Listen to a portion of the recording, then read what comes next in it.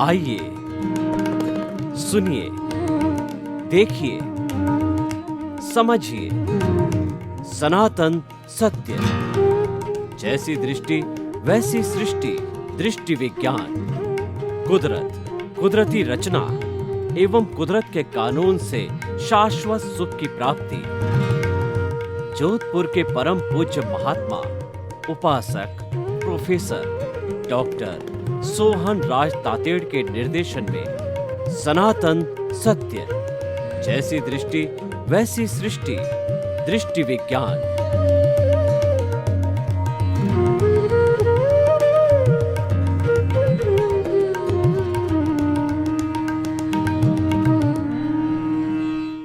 हमारा बहुत सुंदर विषय है। क्या आपने अपने जीवन का लक्ष्य बनाया है? देखिए, जीवन किसे कहते हैं कि जन्म से मृत्यु के बीच का जो स्पान होता है वह जीवन कहलाता है। और यह जीवन आयुष्य कर्म के अधीन होता है। आयुष्य कर्म 8 कर्मों में से एक कर्म है और आयुष्य का जो अर्जन है, आयुष्य कर्म का बंध है, उस जीवन के रहते रहते हो जाता है। यानी पिछले जन्म में जो हमने आयुष्य बांध के लाए हैं वो इस जन्म के अंदर द्रव्य आयुष्य कर्म के रूप में हमको भुगतान के रूप में मिलेगा। और सारा जो है उस आयुष्य कर्म को सांसों में कन्वर्ट होता है। सांसा जब तक आशा, और वो सांस हमारी तब तक चलती रहती है कि जितना आयुष्य कर्म के अधीन सांसें बन चुकी होती है। और जब वो पूर्ण हो जाती है, आयुष्य कर्म पूर्ण हो जाता है, तो डॉक्टर कहता है नाउ ही इज डेड, और इस जड़ शरीर को जला दिया जाता है। तो देखिए, ये पूरा जीवन हो गया, आपको प्राप्त हो गया, आयुष्य का दिन प्राप्त हो गया, आपकी समझ आ गई। आप 5 साल 7 साल 10 साल के बच्चे हो गए, तो इस जीवन का लक्ष्य बनाओ। क्या आपने जीवन का लक्ष्य बनाया या नहीं बनाया? जब तक हमारा लक्ष्य नहीं बनता है, लक्ष्य विहीन जीवन के अंदर समय का वेस्टेज होता है। हमें क्या करना है ये भी मालूम नहीं है। मैं आपको एक उदाहरण दूं कि हमको अगर जोधपुर से दिल्ली जाना है और आप जोधपुर से बॉम्बे वाली ट्रेन के अंदर बैठ गए, यानी आप गलत दिशा में चले गए, आप गलत ट्रेन में बैठ गए, आपका कोई लक्ष्य नहीं है, लक्ष्य विहीन है, तो आप क्या है कि दिल्ली की बनिस्बत बॉम्बे चले जाओगे। तो ठीक उसी तरीके से हमारा जब जीवन का कोई लक्ष्य नहीं होता है तो हम कहाँ पहुंचेंगे ये हमको पता ही नहीं। हो जब पहुंचने का ही पता नहीं है, गंतव्य का ही पता नहीं है, तब जीवन का कोई मोल नहीं होता है। तो देखिए कि जीवन का लक्ष्य प्रारंभ से ही बन जाना चाहिए। हम स्कूली एजुकेशन की बात करें तो जो बच्चा 10th क्लास कर लेता है, यानी 10वीं क्लास तक सारी वो बेसिक एजुकेशन प्राप्त करता है, और 11th क्लास में उसका लक्ष्य बनता है, उसके भविष्य का निर्माण होता है कि उसको कौन सी लाइन के अंदर जाना है। तो वो सिलेक्शन कौन करेगा? वो सिलेक्शन स्वयं करेगा। उसके लिए उसको अपनी रुचि को देखना पड़ेगा। 10th क्लास में बच्चा लगभग 14-15 साल का हो जाता है और उसकी समझ भी आ जाती है, तो वह अपना निर्णय भी कर लेता है। तो उसको लक्ष्य अपनी बुद्धि से, अपनी रुचि से, अपने इंटरेस्ट से बनाना चाहिए कि मेरा दिमाग किस तरफ चलता है, मेरे को रुचि क्या है, मेन लक्ष्य और इंटरेस्ट का बनना चाहिए। क्योंकि जिस व्यक्ति में इंटरेस्ट हो जाता है, रस पैदा होता है, और उस इंटरेस्ट से हमारे भीतर अच्छे अच्छे सेरोटोनिन इत्यादि हार्मोन्स बनते हैं, और वो हार्मोन्स जो है हमारे बॉडी की एफिशिएंसी को पैदा करते हैं, हमें आनंद की अनुभूति कराते हैं, और पूरे जीवन भर हम उस इंटरेस्ट के द्वारा तय किए लक्ष्य की ओर बढ़ते रहते हैं। उदाहरण के तौर पे कोई पूर्व जन्म के अंदर वैराग्य का संस्कार लेके आता है, साधु बनने की उम्र 9 साल माँ के पेट से लगा के 9 इयर्स कंप्लीशन तक जो है वह, उसके बाद वह साधु बन सकता है। उसको स्वतंत्रता है, वो पूर्व जन्म से संस्कार लेके आता है, तो वह साधु भी बन गया, तो उसका जीवन का लक्ष्य बन गया। तो 10th क्लास में वो चयन करता है कि मुझे इंजीनियर, चार्टर्ड अकाउंट, एमबीए, मुझे अच्छा नेता, और कोई भी अगर मान लो लेडी कैंडिडेट है तो मुझे हाउस होल्ड वाइफ बनना है, या मुझे जो है वह, आजकल लड़के लड़की का फर्क नहीं है, वह भी इंजीनियर, सेना, पुलिस, कोई भी चीज लक्ष्य जो उसके जो अधिक रुचि का हो वो बना सकती है। तो आपने लक्ष्य बना दिया। अब मैं एक लक्ष्य लेकर के बात चलता हूं कि आपने उद्योगपति होने का लक्ष्य बनाया, तो आप जो है उद्योगपति बनने के लिए आपने इंजीनियरिंग की शाखा का चयन किया, आईआईटी आपने पास कर ली। अब अच्छा उद्योगपति होने के लिए आईआईटी करने के बाद में आप निर्णय करो कि मैंने किस विषय में आईआईटी की है, केमिकल इंजीनियरिंग करी, मैकेनिकल इंजीनियरिंग में करी, या जिस जो है आपने कंप्यूटर इंजीनियरिंग में करी। आपने मान लीजिए कंप्यूटर इंजीनियरिंग में आईआईटी, तो कंप्यूटर का उद्योग लगाइए और आगे बढ़ते जाइए। हमारे जीवन का लक्ष्य होना चाहिए, और लक्ष्य व्यक्ति जैसे साधु है तो वो लक्ष्य बन। अब मैं थोड़ा भीतरी जगत की बात करता हूँ कि वो मेरा विषय है। तो साधु बने तो वो अपने जीवन का लक्ष्य बनाए कि मुझे मोक्ष की नींव लगानी है। तो मोक्ष की नींव लगाने के लिए उसको क्या करना पड़ेगा कि कषाय विजय ही सच्ची विजय है। तो उसे हर क्षण साधु जीवन के अंदर कषाय उपशमन पर ध्यान देना पड़ेगा। उसे मन वचन काया की जो भी क्रिया वो संपूर्ण साधु जीवन के अंदर करेगा, तो उसके अंदर कषाय की न्यूनता है, यह उसके केंद्र में रहना चाहिए। उसके साधु के केंद्र के अंदर आत्मा रहनी चाहिए। उद्योगपति के केंद्र के अंदर उसके प्रोडक्ट का जो है विस्तार होना चाहिए, रहना चाहिए। वकील के जो है केंद्र के अंदर जो है अच्छे अच्छे क्लाइंट्स आए, उसके केंद्र में रहना चाहिए। तो जो साधु है उसके केंद्र में आत्मा रहेगी, तो आत्मा के कल्याण की वो बात हमेशा करता रहेगा। देखिए कि एक केंद्र से एक व्रत खींचा जाता है जिसको परिधि कहते हैं। तो साधु को अपने जीवन के अंदर जिस केंद्र से उसने परिधि खींची है उस केंद्र के अंदर आत्मा रहनी चाहिए, और उसकी परिधि के ऊपर जो उसका मन वचन काया या क्रोध मान माया लोभ कषाय है उसकी परिधि में रहने चाहिए। यानी उसको समझना चाहिए कि ये जो मुझे शरीर मिला है ये पूर्वकृत कर्मों के भुगतान के लिए मिला है।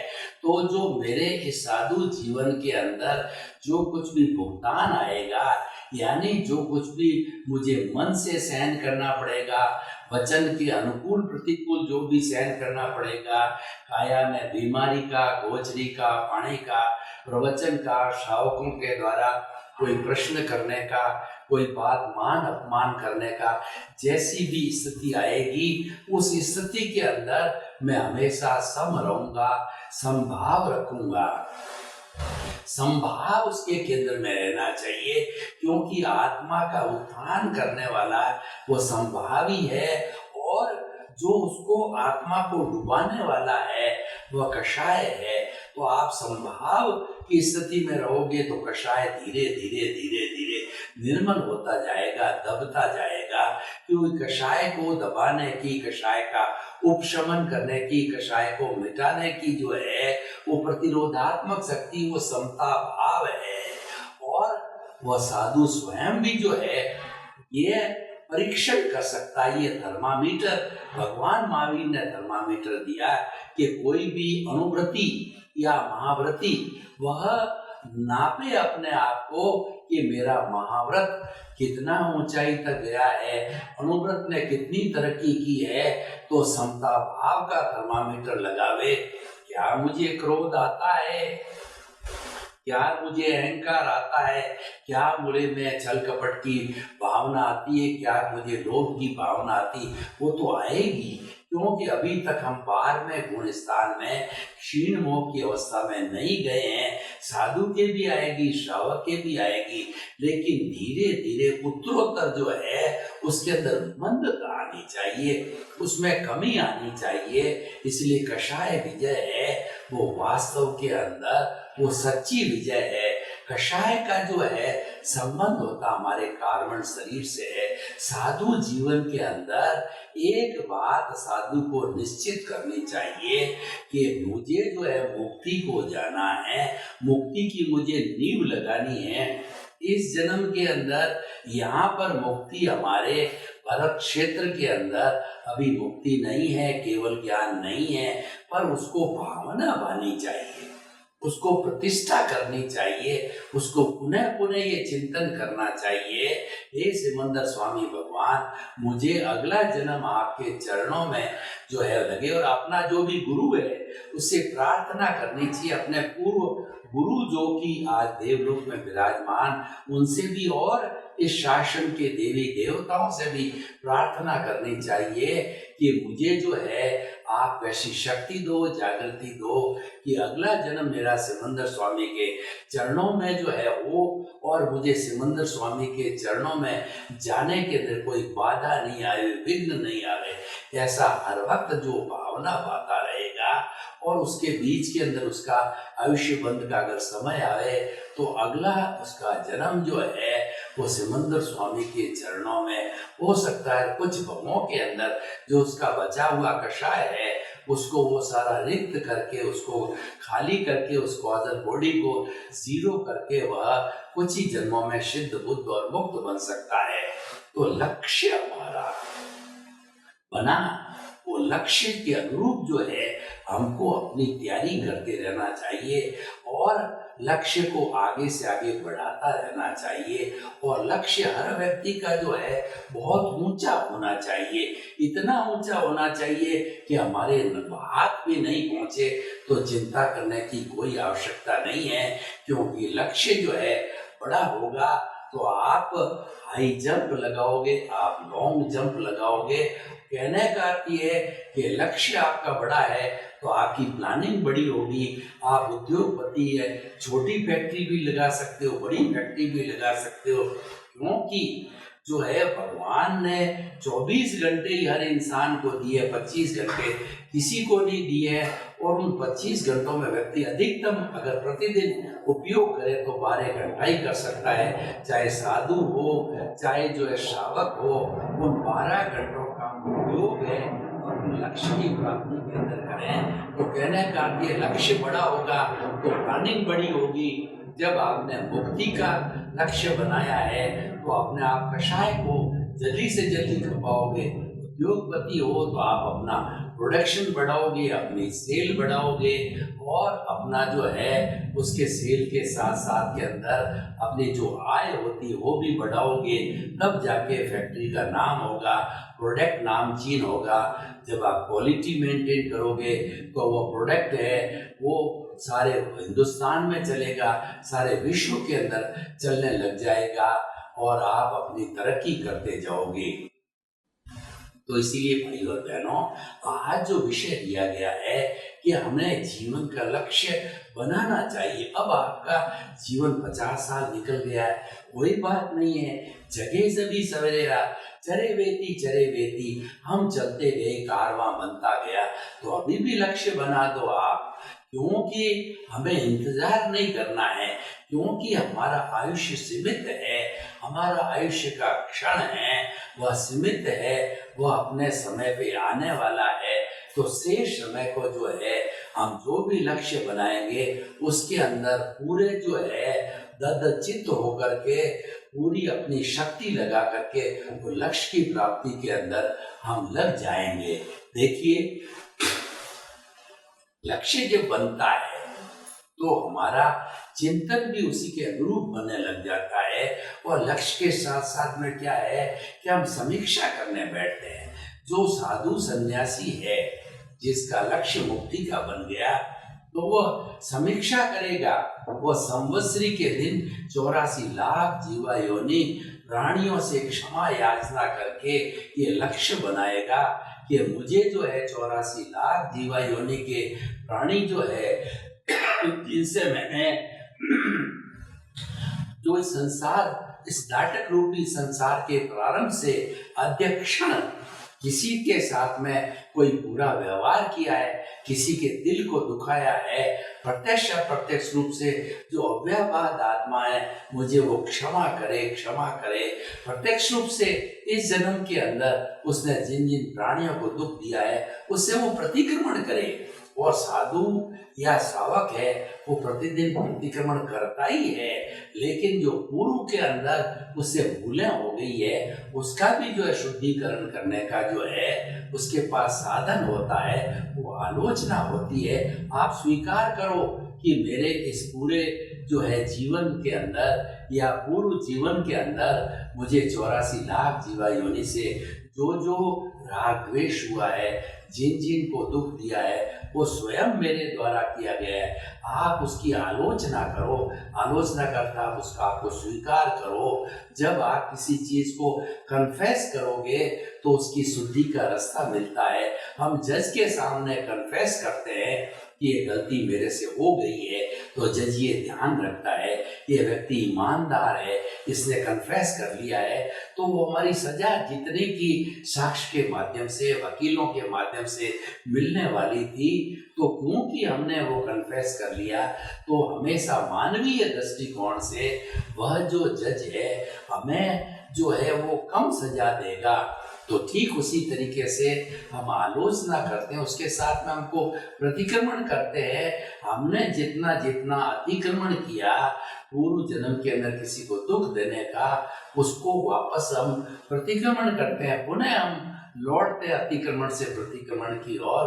तो उसके लौटने के साथ साथ हमारा शुद्धिकरण होता है। फिर प्रत्याख्यान कीजिए, आने वाले समय में, आने वाले जन्म के अंदर मैं प्राणियों को दुख नहीं दूंगा, कष्ट नहीं दूंगा, क्योंकि जितने भी कर्मों का बंधन होता है वो सारे कर्मों का बंधन है जीवित प्राणियों को मन से, वचन से, काया से, करने से, कराने से, अनुमोदने से जितना जितना कष्ट दिया जाता, दुख दिया जाता है, प्रताड़ना दी जाती, तकलीफ दी जाती है, उससे कर्मों का बंधन होता है। और आलोचना, प्रतिक्रमण, प्रत्याख्यान से जो है वह शुद्धिकरण की अवस्था होती है। ज्यों ज्यों हम वो शुद्धिकरण प्रत्यक्ष अप्रत्यक्ष रूप से करते रहेंगे प्रतिक्रमण के द्वारा, त्यों तो हमारे वो कौशल बॉडी है, जो कर्म शरीर है, वो ढीला पड़ता जाएगा, वो निर्जरा होती जाएगी। तो देखिए, प्रतिक्रमण, आलोचना, प्रत्याख्यान ये संवर की स्थिति है। और संवर की स्थिति जब आती है तो निश्चित तौर पे उसके साथ में निर्जरा होती है। जब हम तहे दिल से प्रतिक्रमण करते हैं, सॉरी फील करते हैं और हम कहते हैं भाई साहब गलती हो गई, तो और तहे दिल से कहते हैं, वो हमारी आत्मा की साक्षी से कहते हैं, तो वह निर्जरा हमारी जो आज आंशिक है वो धीरे धीरे धीरे वो संपूर्ण निर्जरा हो जाती है। संपूर्ण निर्जरा का अर्थ यह है कि जो आपने जन्म जन्मांतर के अंदर कॉजल बॉडी, लिंग शरीर, कार्बन शरीर, कारण शरीर को इकट्ठा किया है वह शून्य हो जाता है।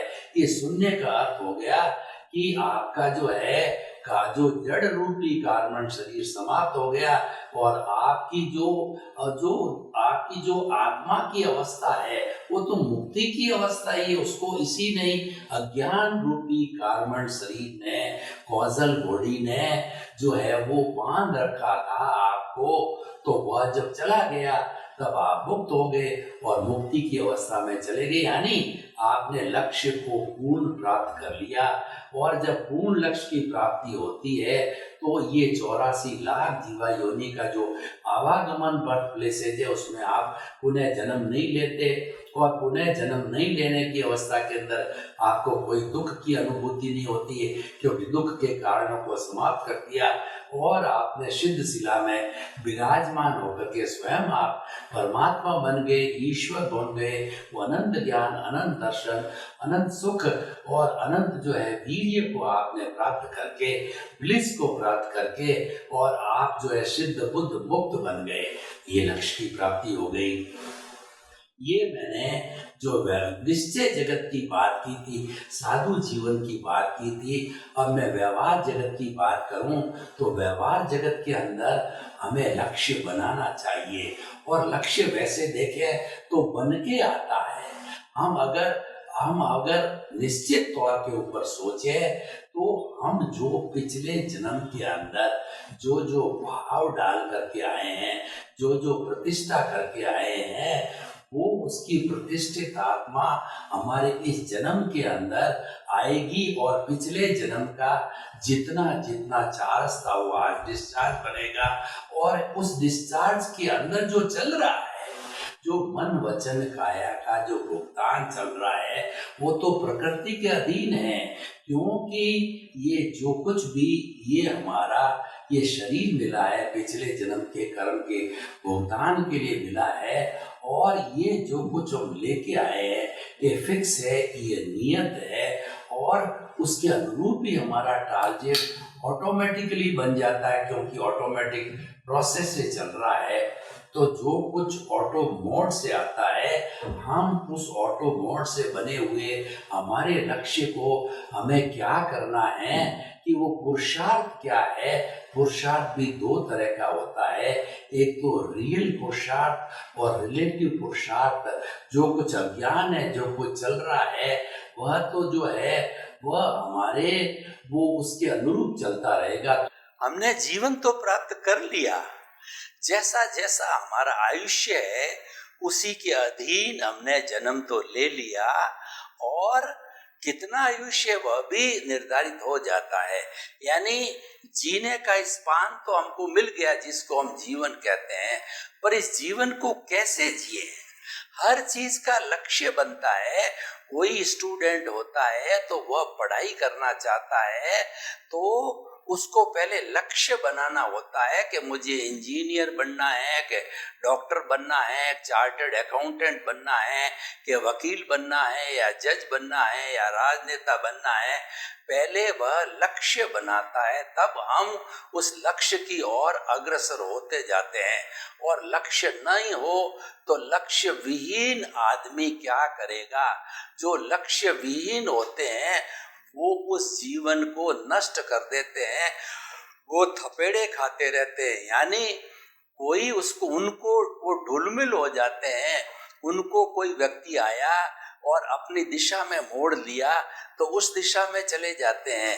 फिर दूसरा व्यक्ति आया, उसने उसको अपनी दिशा में मोड़ लिया तो उस दिशा में चले जाते हैं। यानी जो है वो भरतपुरी लोटे बन जाते हैं, क्योंकि खुद का कोई लक्ष्य नहीं है। और जिसका खुद का व्यक्ति का लक्ष्य होता है, उसको उठने से सोने तक हर मिनट का टाइम मैनेजमेंट हो जाता है कि मुझे इतने बजे ऑफिस जाना है और आज ये कार्य है, ये निपटाने हैं। सारी सूची पहले दिन ही बन जाती है और उसके अनुरूप वो कार्य करता है। उस समय में कोई व्यक्ति अगर उसको कहता है कि आप हमारा ये काम कर दीजिए, या आपको जो है इस फंक्शन में आता है, तो अपनी डायरी देखता है कि मैं उस वक्त में फ्री हूं या नहीं। अगर फ्री होता है तो वह उनको कंसेंट देता है। क्यों? कि उसके जीवन का लक्ष्य बन गया। जीवन का लक्ष्य बनने से जो है हमको एक मंजिल मिल जाती है, और मंजिल मिलने से हमारी जो है प्लानिंग चालू हो जाती है, और व्यक्ति का ब्लूप्रिंट बन जाता है, रोड मैप बन जाता है। और जो अच्छा लक्ष्य बना करके चलते हैं वो लोग समीक्षा करते हैं, प्रतिदिन की समीक्षा, क्वार्टरली समीक्षा, मंथली समीक्षा, और अपने हाफ ईयरली समीक्षा, ईयरली समीक्षा। इस तरह से समीक्षा करके वो पता करते हैं कि बॉटल नेक्स कहाँ हैं, क्या क्या कमियां रह गई और मुझे सफलता क्यों नहीं मिली। वो कौन से कारण थे कि मुझे सफलता नहीं मिली, तो पुनः उन सफलताओं को, जो असफलताएं हैं, उनको दूर करके फिर से जो कार्य चालू करता है, तो उस व्यक्ति को दूसरी बार, तीसरी बार, चौथी बार में सफलता मिल जाती है। क्यों मिलती है? क्योंकि उसका लक्ष्य बना हुआ है और लक्ष्य के साथ साथ में बराबर समीक्षा भी चल रही है, बॉटल नेक्स्ट भी निकाला जा रहा है। और हमेशा जीवन के अंदर लक्ष्य बहुत बड़ा होना चाहिए, चाहे हमारा हाथ पहुंचे या न पहुंचे, हमको हाई जंप लगाना पड़े, पर लक्ष्य बड़ा होना चाहिए। क्योंकि बड़े लक्ष्य के साथ में प्लानिंग बड़ी होती है और प्लानिंग बड़ी होने से अचीवमेंट भी बड़े होते हैं। देखिए, भगवान ने सबको 24 घंटे दिए हैं, 25 घंटे किसी को नहीं दिए हैं। उन 24 घंटों के अंदर अपने लक्षित वस्तु को, अपनी मंजिल को कैसे एडजस्ट करना, वह हर एक का कार्य होता है। छोटे लक्ष्य वाला भी करता है और बड़े लक्ष्य वाला भी करता है। तो आप अगर एजुकेटेड हैं, आप में अगर क्षमता है, तो आप प्रारंभ से बड़ा लक्ष्य बना के चलो। जब बड़ा लक्ष्य बनाने का व्यक्ति को अभ्यास हो जाता है तो फिर उसको दिक्कत नहीं होती है। लेकिन व्यक्ति जो है बड़े लक्ष्य में एंट्री नहीं लेवे, उसकी इच्छा ही न हो, तो फिर लक्ष्य कहाँ से बनेगा और बड़ी प्लानिंग कहाँ से होगी। कहाँ भी गया है, where there is a will there is a way, जहाँ चाह वहाँ राह, हम चलते रहे कारवा बनता रहा, चरे वेती। यानी आप चलते रहो, चलते रहो, चलते रहो, तो निश्चित तौर पे आपको सहयोग भी मिलता जाएगा और आपका बनाया हुआ लक्ष्य भी जो है वो पूर्ति होती रहेगी। क्योंकि आपका लक्ष्य बना हुआ है तो आप प्रतिदिन उस दिशा के अंदर सोचोगे। जैसे कोई साधु है तो वो हमेशा ज्ञान के अर्जन में, आत्मा की मुक्ति की और बात सोचता है, वो संसार को बढ़ाने की बात नहीं सोचता है। और जो गृहस्थी होता है वह धर्म की बात कम सोचता है और ज्यादा अपने परिवार के भरण पोषण की, बाल बच्चों को जो है पांव पर खड़ा करने की, उनको पढ़ाने की, लिखाने की, उसकी ज्यादा चिंता करता है, उसका ज्यादा लक्ष्य बनाता है। तो हम आपको ये कहना चाहते हैं कि आप जीवन का सुंदर लक्ष्य बनाइए और देखिए कि जगह जभी सवेरा, आप जो उम्र प्राप्त हो गए हैं, 40 साल के हो गए, 50 साल के हो गए, अभी तक आपने लक्ष्य नहीं बनाया है, कोई बात नहीं, अब बना दीजिए। क्योंकि जो समय चला गया वह तो चला ही गया, वह लौट करके आने वाला नहीं है। और लक्ष्य दोनों तरह के बनने चाहिए, भौतिक लक्ष्य और आध्यात्मिक लक्ष्य। भौतिक लक्ष्य तो जो है वो हम ऑलरेडी हम साथ में लेकर के आते हैं और वह उसी के अनुरूप लक्ष्य बन जाता है। और लक्ष्य नहीं भी बनाते हैं तो वह उसके अनुरूप हमको चलना ही पड़ता है। लेकिन जो हमारा आध्यात्मिक लक्ष्य है उसमें हम अभी स्वतंत्र हैं, हम चाहे जैसा लक्ष्य बना सकते हैं। यानी हम दृष्टि विज्ञान का सहारा ले सकते हैं, हम ज्ञाता दृष्टा का सहारा ले सकते हैं। तो ज्ञाता दृष्टा बनने से और दृष्टि विज्ञान की प्राप्ति होने से जो है हम मुक्ति की नींव लगा सकते हैं, हम ब्लिस की नींव लगा सकते हैं और हम जो है शाश्वत सुख की नींव लगा सकते हैं। ये हमारे एक भीतर का जो है लक्ष्य हो गया है। तो इसीलिए हमें जीवन के अंदर अपना लक्ष्य अवश्य बनाना चाहिए। बाहर का और भीतर का जो है यह लक्ष्य बनना बहुत जरूरी है और इन दोनों के अंदर समन्वय होना चाहिए, क्योंकि दोनों साथ रहेंगे। ऐसा कभी नहीं होता है कि केवल हमारा बाहर का जगत हो या केवल हमारा भीतर का जगत हो, ये कभी भी पॉसिबल नहीं है। दोनों जगत साथ साथ चलते हैं, दोनों एक दूसरे के पूरक है, कॉम्प्लीमेंट्री है, एक दूसरे के सहयोगी है। और जो बाहर का जगत है वो तो हमारी बाध्यता है, वो हमारी स्वतंत्रता है, उसमें कोई स्वतंत्रता नहीं है।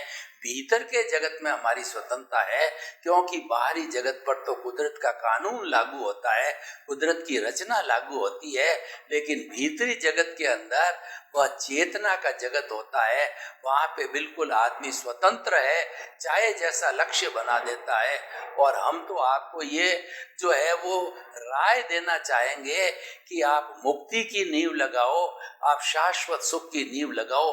उसके लिए हमारा ये सनातन सत्य कार्यक्रम आपके सामने है।